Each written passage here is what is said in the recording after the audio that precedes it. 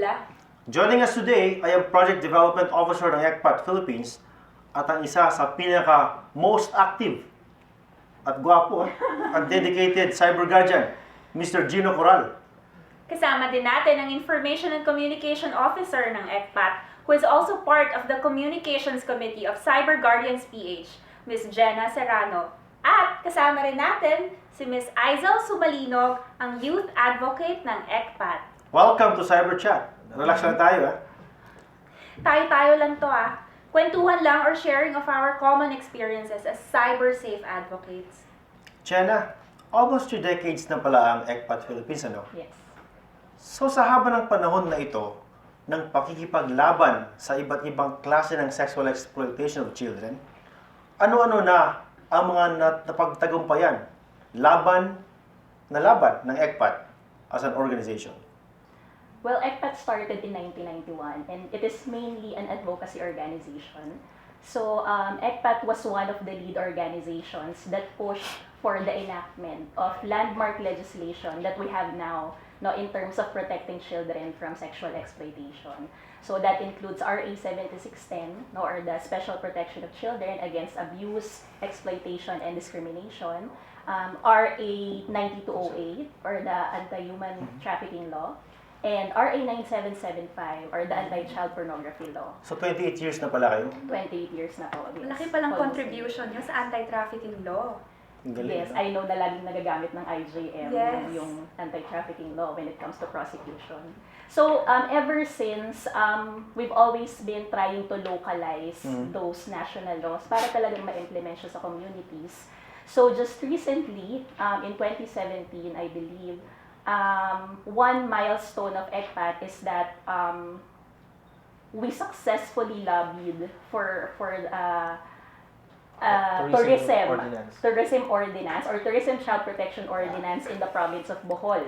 So basically, the ordinance requires all tourism businesses to have a child protection policy, and train their staff how to respond to sexual exploitation by tourists. But that's only in Bohol, no? That's only in Bohol, but the Are you good planning thing... to move it nationwide? Yes, the good thing is that it became a model ordinance, which was also enacted recently in Aklan, and also in San Juan Siquijor. And So, alam ko meron pa sa Surigao. In Surigao, we are also planning. We've been engaging with the local government of Surigao. So hopefully, ma-enact din in many places. So, And the thing is that sexual exploitation of children in travel and tourism is closely interrelated with online sexual exploitation of children. You know, as you know, diba, oftentimes ang perpetrators ng COSAEC are foreigners in many cases. So it's very much interrelated. Yes. Aside from that, another accomplishment is that ECPAT founded the Philippines Against Child Trafficking. No, it's basically a coalition of local networks nationwide advocating for the protection of children against human trafficking. Another is that ECPAT is a member of the Civil Society Coalition on the Rights of the Child. It's basically a network of over 20 national and international NGOs that monitor the implementation of the United Nations Convention on the Rights of the Child in the Philippines. So ECPAT in 2011 has authored a report. It's an NGO report on the status of UNCRC in the Philippines, which we submitted to the UN Committee in Geneva. Wow. Yan pala yung mga high points that would make you feel proud of being part of ECPAT. May naiisip ka pa ba? Naalala ka pa ba ibang accomplishments or recognitions? Sa children and youth empowerment, baka gusto mo. Oh yeah, but later I believe we're going to touch on the establishment of the ECPAT Children and Youth Advocate. Later, maybe as we go along, we can. So how does ECPAT Philippines collaborate with ECPAT International? Yeah, ang ECPAT Philippines kasi is part of a global network of individuals and organizations, which is the ECPAT International or ECPAT Group, which is present in more than, I think, 100 countries. Wow. So globally, merong presence ang ECPAT. And how we are dealing or collaborating with ECPAT International is, yung ECPAT International is the one doing the research, global research, or they are the one giving different ECPATs from different countries the track or the latest trends how to tackle or how to approach the issue of sexual exploitation against children. Also, siya rin yung nagiging connection ng different ECPAT from different parts of the globe na mag-share ng mga best practices nila. And that best practices will be applied in the Philippines and all over the world. Yes. Tama. Ang ECPAT International right now is actively partnering with in the Interpol and UNICEF International. So we are very much updated every time may mga collaborations na ganun. So kung ano yung nangyayari sa global scenario, ECPAT Philippines is laging na-update. For example, when Jenna was talking about the issue of sexual exploitation of children in travel and tourism, for example, merong campaign or global research again on sexual exploitation of children in travel and tourism. Doon kami kumukuha ng ginagamit namin ng mga data, information, para sa locally, paano namin siya i-address sa ano yung mga legislations na kulang, ano yung mga parameters, ano yung mga kailangan pang gawin dito sa Philippines. Actually, partner, yan napaka-malaking problema yan yung sa tourism. Yes. Actually, when I went to one of the places, yung mga tourism destination dito sa atin, may mga, tama ka, may mga talaga, mga foreigners na naghahanap ng mga ganyan, na yung mga bata kawawa naman.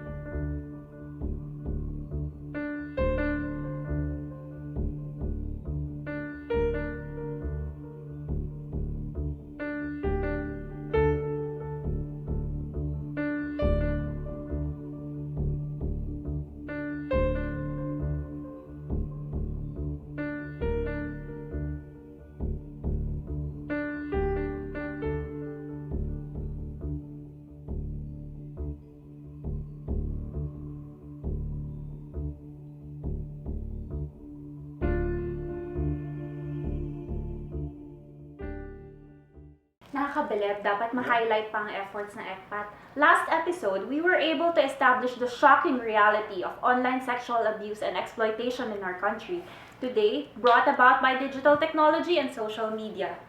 Jenna, paano nag-evolve ang ECPAT para maging relevant sa kasalukuyang panahon ng internet age? Well, ECPAT has always recognized that all forms of sexual exploitation are interrelated, no? And that includes child pornography. Ever since 2005, way back nang wala pang child pornography law at that time, ECPAT already recognizes na the internet is being exploited as venues for to abuse children. So in 2005, nagsisimula na kaming mag-conduct ng consultations with different stakeholders, including children, government agencies, and other relevant sectors.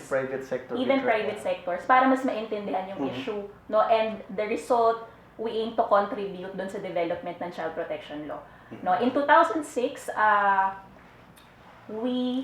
ECPAT was a part of a global campaign called Make IT Safe campaign.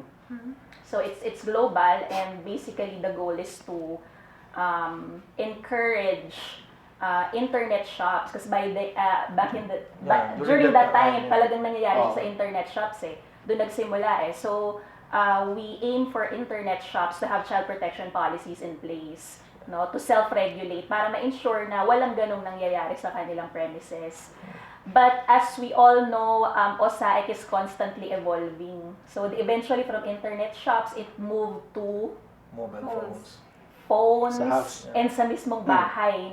Kasi dati wala pang internet sa house. Yes. Sa internet shop pa lang. Ng Ngayon, mas easy ano na. access. Mas access na. Definitely. Grabe So, na.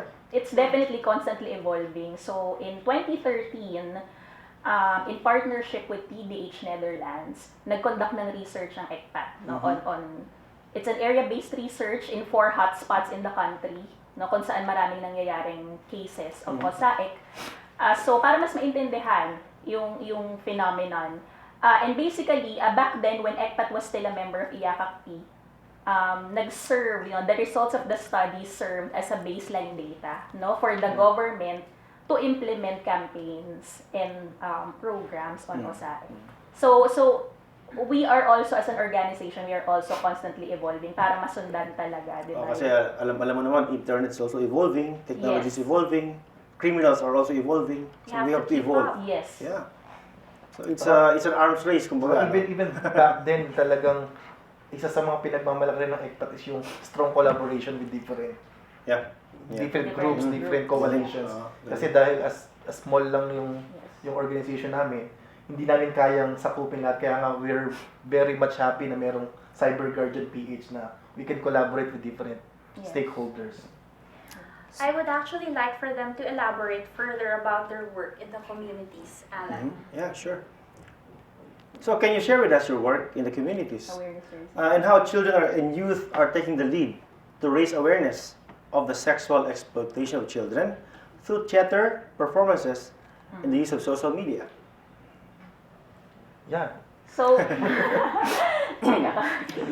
well, definitely ECPAT places high value on children and youth empowerment.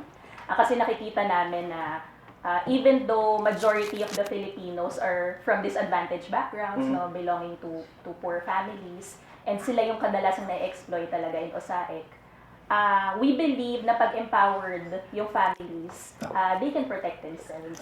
So, ang ginagawa namin, it's a constant, no, sa aming trabaho na pumunta talaga sa mga communities where OSAIC is and other forms of sexual exploitation is prevalent.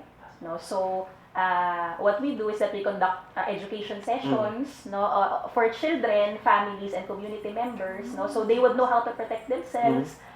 They would know how to recognize red flags. No? Minsan kasi hindi nila alam, pwede na pala silang maabuso. We also educate them how to seek help, di ba? Mga psychosocial interventions pala yung tinatawag na ito. Yes, and awareness raising. Parang binibigyan mo sila ng life skills, no, para alam nila kung paano nila protektahan yung sarili nila. So, part of that, you mentioned the theater plays, is that meron kaming nabuo na children and youth advocates within the communities where we work. So, tinitrain namin sila, no, para sila na mismo yung magko-conduct ng awareness raising activities in their communities. I think they found their voice through arts. Yeah. Parang they would like to express their views through creative ways, and that includes the theater play, and maganda siya kasi nakaka-capture yung emotions ng audience. So, mas meron siyang impact. The one benefit of doing grassroots campaigns or community level in education, nagagamit namin or nakukuha namin yung feelings, kung ano talaga yung nangyayari sa actual ground, kung ano yung nangyayari sa families, ano yung natutulak sa kanila.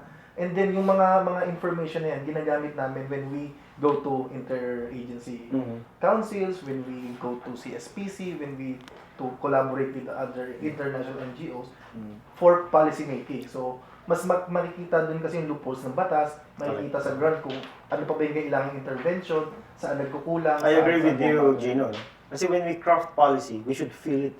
Yeah. Otherwise, if we don't feel what you are doing, then you cannot create policy. Yes, exactly. Diba? And you can identify the weaknesses. Exactly, Yeah, weaknesses. And together, we can help Yes. strengthen the system pagkatapos ma-identify ang gaps and challenges. Yeah, lalo na pag pinag-usapan ng online sexual exploitation. Yeah, Right? yeah. Evolving siya. So, may mga bagong modus, may mga bagong trends.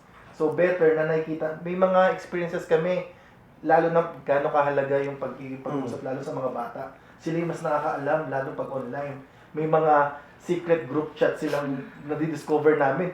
Mga chat rooms. Instead na kami ang mag-i-educate sa kanila, eventually, two-way, na-educate. You learn a lot from them. Yes, You learn a lot yes. from them na nalalaman namin, may mga cyber ganito kaming chat room na pinupuntahan sa Facebook, sa Instagram, etc. And that you can create better policies. Yes. No? So So, hindi mo alam na meron pala ganun. So by the time when we have the opportunity to talk to Facebook, Asia Pacific, or whatnot, we can communicate them na Tama. Tama yan. gawin to or ganyan. Huwag kayong maglilipat ng channel. Magbabalik ang CyberChat.